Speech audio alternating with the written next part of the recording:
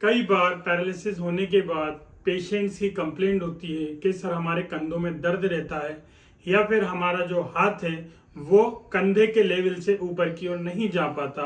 ऐसी कौन सी एक्सरसाइज है जिसको हम बिना किसी के सपोर्ट से घर पर एक्सरसाइज को परफॉर्म कर सकते हैं जिससे हमें कम मेहनत से ज़्यादा रिस्पॉन्स मिल सके। बहुत से पेशेंट्स का मेरे पास कॉल आता है, मैसेज आता है और उनका बोलना यही होता है कि सर हम इसको किस तरीके से ठीक कर सकते हैं और किस तरीके से इसको कम कर सकते हैं। तो ऐसे पेशेंटों के लिए ही हम इस वीडियो को लेकर आए हैं। इस वीडियो के अंदर हम आपको बताएंगे कि आप किस तरीके से और कौन सी एक्सरसाइज को घर पर कर कर अपने कंधों को थोड़ा ठीक कर सकते हैं या फिर अच्छी तरीके से मूवमेंट ला सकते हैं। तो चलिए वीडियो को शुरू करते हैं।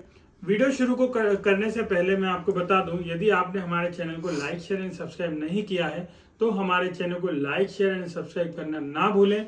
और यदि आप पैरालिसिस से परेशान हैं या आपके कलीग हैं जो पैरालिसिस से परेशान हैं उन तक ये वीडियो पहुंचाएं ताकि उनको भी इस वीडियो का लाभ मिल सके। सबसे पहले मैं आपको बता दूं कि पैरालिसिस होने के बाद ये सारी दिक्कतें क्यों आती हैं, क्यों पेशेंट को कंधे में दर्द बना रहता है या फिर किस कारण से या किस वजह से हाथ को वो ऊपर की ओर नहीं ले जा पाता। क्या होता है, बहुत ही लंबे टाइम तक पैरालिसिस यदि पेशेंट को होता है तो उसकी मांसपेशियां सिकुड़ जाती हैं या फिर कॉन्ट्रैक्शन में चली जाती हैं जिसके कारण उसका मूवमेंट प्रॉपर नहीं हो पाता। पहला कारण तो आपका ये है। दूसरा कारण ये है कि आपकी मसल एक्टिवेट नहीं होती जिसके कारण मसल से पावर नहीं लग पाती और आप कंधे से ऊपर हाथ को नहीं ले जा पाते। तीसरा कारण ये हो सकता है कि आपका बहुत लंबे टाइम तक पैरालिसिस होने के कारण आपके जो जॉइंट्स हैं वो चिपक गए हों, आपकी जो मसल से टाइट हो गई हो, एक कॉम्प्लेक्स स्ट्रक्चर बना लिया हो जिसके कारण उसको मूवमेंट करने के लिए बहुत ही ज्यादा ताकत लग रही है, लेकिन इतनी ताकत ना होने के कारण आपका शोल्डर अच्छी तरीके से मूवमेंट नहीं कर पा रहा है। ये कुछ कारण होते हैं जिसके कारण पेशेंट को कंधों में दर्द बना रहता है, कंधे डिसलोकेट हो जाते हैं या फिर कंधों में पूरी तरीके से मूवमेंट नहीं होता या फिर पूरा रेंज ऑफ मोशन नहीं होता। तो आज मैं जो आपको एक्सरसाइज बता रहा हूं वो एक्सरसाइज को आप घर पर भी कर सकते हैं और अपनी कंडीशन को एक हद तक कम भी कर सकते हैं। ये वीडियो बेसिकली उन पेशेंट्स के लिए है जो हमारे पास आकर ट्रीटमेंट नहीं ले पा रहे हैं। उनका रिक्वेस्ट होती है कि सर आप हमें कोई ऐसी एक्सरसाइज बताइए जिसको हम घर पर कर सकते हैं, हम बहुत दूर रहते हैं, हम लोग नहीं आ पाएंगे या हमें कोई लेके आने वाला नहीं है। तो ऐसे लोगों के लिए हमने कुछ एक्सरसाइज बनाई है। ये आप अपनी कंडीशन के हिसाब से देखकर जितनी पॉसिबिलिटीज हो कर सकते हैं, किसी का सपोर्ट ले सकते हैं। यदि आप यहाँ पर आकर भी इलाज लेना चाहते हैं तो आपको हमारे क्लिनिक पर भी पूरा ट्रीटमेंट मिल जाएगा। यहाँ पर आपको रुकने खाने की व्यवस्था भी प्रोवाइड कराई जाएगी, ट्रीटमेंट प्रोवाइड कराया जाएगा। हम लोगों का जो काम होता है वो पर्टिकुलर जॉइंट और पर्टिकुलर मसल्स को एक्टिवेट करना होता है जिसके कारण पेशेंट को जल्दी रिकवरी मिलती है। कई पेशेंट्स ऐसे होते हैं जिनको सालों साल पुराना पैरालिसिस होता है लेकिन ठीक तरीके से इलाज ना मिलने के कारण वो कभी ठीक ही नहीं हो पाते। देखिए, पैरालिसिस एक ऐसी बीमारी नहीं है जो कभी ठीक ना हो। हाँ, आप ये पूरी नहीं हो सकती, हो सकता है कि 100% ना हो के 85% या 90% भी हो जाए, ठीक हो जाए, लेकिन आप मेहनत ही नहीं करेंगे तो फिर क्या मतलब। कई पेशेंट्स ऐसे हैं तो बेड रिडन होते हैं, बेड रिडन होने के बाद वो मेहनत करते हैं, इतनी मेहनत करते हैं कि आप उनको आज देखेंगे तो बोल ही नहीं सकते कि इनको कभी पैरालिसिस हुआ होगा। कई लोग हिम्मत हार जाते हैं और कई लोग इस चीज को फेस करते हैं। तो मेरा बोलना है, आप जिस भी क्षेत्र में रहें, हम बहुत सारी वीडियोस बनाते हैं और बहुत सारी एक्सरसाइज बताते हैं। यदि आप ऐसे क्षेत्र में रहते हैं जहाँ पे फिजियोथेरेपी की फैसिलिटीज अवेलेबल नहीं है तो इन वीडियो को देखकर आप घर पर एक्सरसाइज कर सकते हैं, लेकिन आप मेहनत करना ना छोड़िएगा। थोड़ा सा टाइम जरूर लगेगा, हो सकता है आपको रिजल्ट 1 महीने में ना मिले, 15 दिन में ना मिले, 1.5 महीने में ना मिले, लेकिन 1.5 से 2 महीने बाद आपको देखने को जरूर मिलेगा। आप मेहनत करेंगे तो आपको रिस्पॉन्स आता है। ये गलतफहमी है कि पैरालिसिस होने के बाद पेशेंट ठीक नहीं होता। पूरी तरीके से ना सही, लेकिन इतना तो हो ही सकता है वो अपने दिनचर्या के काम कर सके। तो चलिए अपनी एक्सरसाइज की ओर आए। सबसे पहले मैं आपको बता दूं, यदि पैरालिसिस बहुत टाइम से, यदि किसी पेशेंट को बहुत लंबे टाइम से पैरालिसिस है तो उसका कुछ इस तरीके से स्ट्रक्चर हो जाता है। इसका कारण बेसिकली क्या होता है, जो हमारी फ्लेक्सर्स मसल्स होती हैं बहुत ही ज्यादा टाइट हो जाती हैं। हम लोग बेसिकली स्ट्रेचिंग करते हैं, वो भी जो हम करते हैं कुछ सेकंड के लिए करते हैं, प्रॉपर ना करने के कारण हमें रिजल्ट नहीं मिल पाता। ठीक है, तो क्या होता है, बहुत लंबे टाइम तक पैरालिसिस हुआ पैरालिसिस होने के बाद ये पूरा कंधा चिपक चुका होता है। अब हम इसको किस तरीके से खोल सकते हैं? इसको खोलने के लिए बेसिकली मोबिलाइजेशन की टेक्निक का यूज किया जाता है, लेकिन पेशेंट घर पर इसको अप्लाई नहीं कर पाएगा या फिर ठीक से परफॉर्म नहीं कर पाएगा, जिसके कारण उसको और भी दिक्कतें हो सकती हैं। तो मैं आपको सिर्फ वो एक्सरसाइज बता रहा हूँ जिसको आप घर पर ही एक्सरसाइज को परफॉर्म कर सकते हैं। तो सबसे पहली एक्सरसाइज में हम क्या करेंगे? सबसे पहली एक्सरसाइज आती है क्वाड्रिपोड एक्सरसाइज। इस एक्सरसाइज में हम क्या करेंगे? पेशेंट को घोड़े की पोजीशन पे लेके आएंगे। इस एक्सरसाइज में गलती क्या होती है, कई पेशेंट्स ऐसे होते हैं जिनको समझ में नहीं आता कि जो हम एक्सरसाइज कर रहे हैं वो सही है या फिर गलत है। ठीक है, मैंने पहले भी वीडियो के अंदर आपको बताया है कि ये जो एक्सरसाइज होती है बहुत ही अच्छी एक्सरसाइज होती है पैरालिसिस के पेशेंट्स के लिए। ठीक, अब क्या होता है इस एक्सरसाइज में पेशेंट इस तरीके से गलती करता है। ठीक है, क्या करता है? कुछ इस तरीके से हाथ को मोड़ के पूरा जो वजन होता है वो यहाँ पर रिस्ट पर लेता है, यहाँ पर कलाई पर लेने लगता है गलत तरीके से, जिसके कारण उसकी मसल बहुत ज्यादा खिंच जाती है, कई बार पेशेंट को दर्द होने लगता है। तो इस एक्सरसाइज को करते वक्त आपको क्या करना है, ये ध्यान रखना है कि आपको जो एल्बो है वो स्ट्रेट होना चाहिए, जो आपकी रिस्ट है, जो कलाई है वो बिल्कुल सीधी होनी चाहिए, और आपकी जो उंगलियां हैं पूरी तरीके से खुली हुई होनी चाहिए।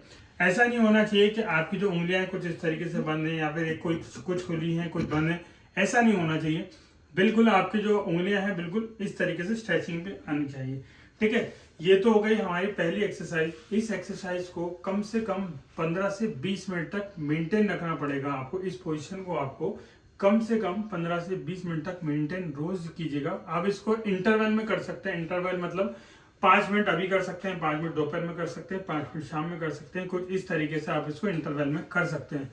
ठीक है, इससे क्या होगा, इससे आपका जो शोल्डर पे एक तनाव आएगा, एक टेंशन आएगा, जिसके कारण जो आपके कैप्सूल्स जो टाइट हैं, जो बहुत ही टाइट हो चुके हैं, वो लूज होंगे, और आपकी जो बाइसेप है, जो फ्लेक्सर कंपार्टमेंट है, वो भी स्ट्रेच होगा।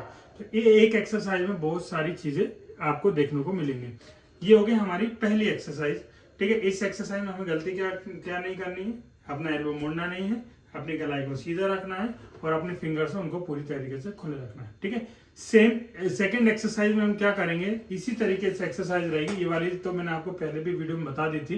ठीक है, मैं इस वीडियो के अंदर इसको इसीलिए बता रहा हूँ क्योंकि नेक्स्ट एक्सरसाइज होगी वो इसी से कोरिलेट होगी। ठीक है, अब हम क्या करेंगे, नेक्स्ट एक्सरसाइज में पेशेंट को इसी पोजीशन पे रखेंगे। इस पोजीशन पे रखने के बाद पेशेंट से बोलेंगे कि वो पीछे की ओर जाए। जब वो पीछे की ओर जाएगा तो उसका हाथ है वो कुछ इस तरीके से स्ट्रेट होना चाहिए, सीधा होना चाहिए। ऐसा नहीं होना चाहिए कुछ इस तरीके से मुड़ रहा है या फिर कुछ हाथ को इधर लेके आ रहा है या इधर लेके जाना। बिल्कुल जो हाथ की पोजीशन होनी चाहिए वो दूसरे हाथ के बराबर होनी चाहिए। अब दूसरी बात क्या नोटिस करनी चाहिए कि हमारे ये जो घुटना है, घुटने और पंजे की हाथ की दूरी कितनी होनी चाहिए। इसको देखने के लिए आप क्या कर सकते हैं, पेशेंट को जो पूरा हाथ है जितना वो खोल सकता है, खोलने के बाद जहां तक वो नीचे पुश कर सकता है उतना गैप आप रखेंगे। किस के बीच में, घुटने के और हाथ के पंजों के बीच में आपका इतना गैप होना चाहिए। अब इसमें क्या होगा ना, ठीक है, पेशेंट वापस लाइए। ठीक है, अब इसके अंदर क्या होगा, जब आप पीछे की ओर जाएंगे तो आपको यहाँ पर स्ट्रेच फील होगा, इस जगह पर स्ट्रेच फील होगा।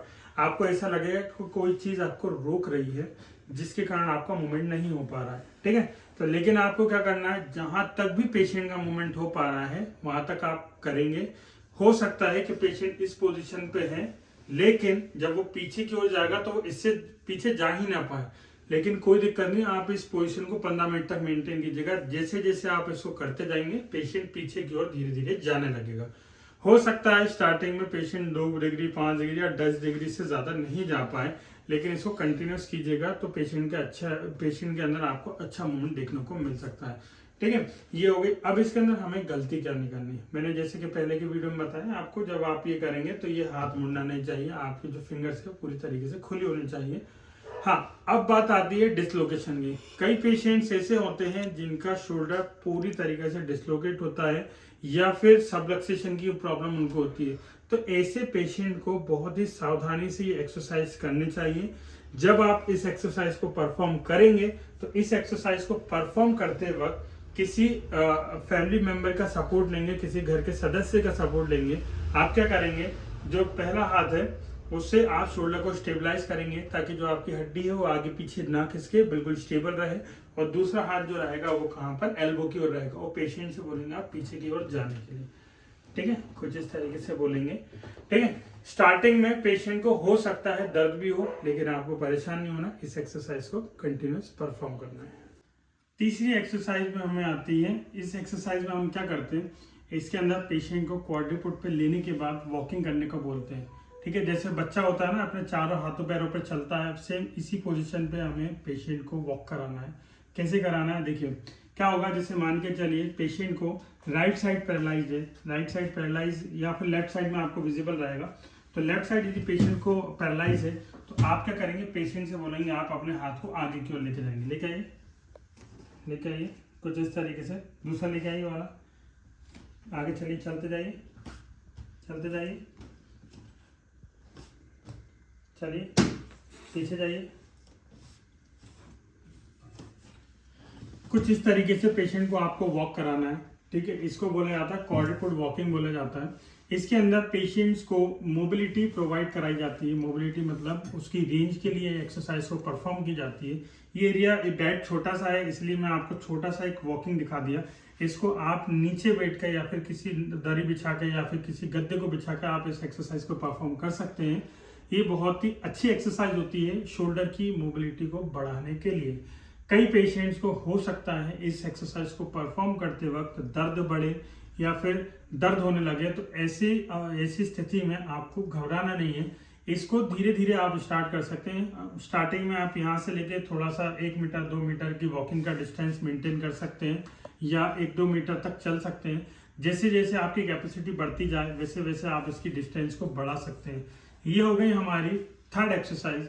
थर्ड एक्सरसाइज के बाद मैं आता हूँ फोर्थ एक्सरसाइज को। फोर्थ एक्सरसाइज भी हमें सेम ऐसे ही करना है, लेकिन इसके अंदर क्या करा हमने, इसको फॉरवर्ड वॉकिंग कराई। इसमें हमने पेशेंट को सीधे सीधे वॉक कराया, लेकिन हमें अब क्या करना है, पेशेंट को साइड वॉकिंग करानी। साइड वॉकिंग मतलब पेशेंट पहले आगे की ओर जा रहा था, लेकिन अब पेशेंट मेरी तरफ आएगा। आइए मेरी साइड आइए।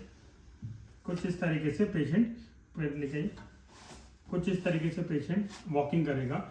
स्टार्टिंग में पेशेंट को एक्सरसाइज को करते वक्त बहुत ही दिक्कत आएगी, दर्द होगा, करने में बहुत ही कठिनाइयों का सामना करना पड़ेगा, लेकिन फैमिली मेंबर कोई अच्छा होगा तो इसको एक्सरसाइज को परफॉर्म करा सकता है। ये थोड़ी सी एक्सरसाइज ऐसी है जिसके अंदर आपको फैमिली का एक मेंबर जरूर लगेगा।